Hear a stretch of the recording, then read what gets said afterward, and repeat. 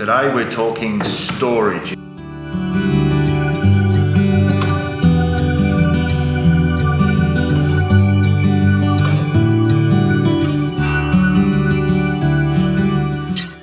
episode 2, storage. Important thing. These crates are awesome. They're flower crates or seed crates. You can get them from growers around your district.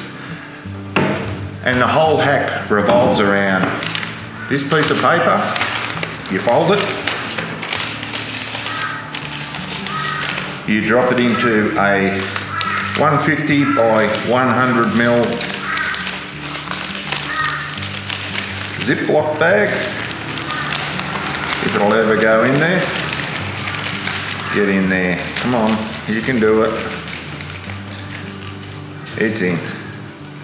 So I use Hercules 150 mil by 100 Ziploc bags.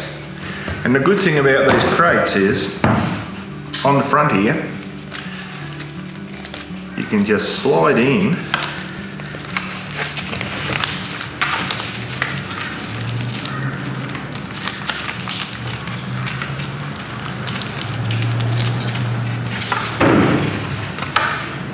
that, and it says there's scaffold fittings inside this crate.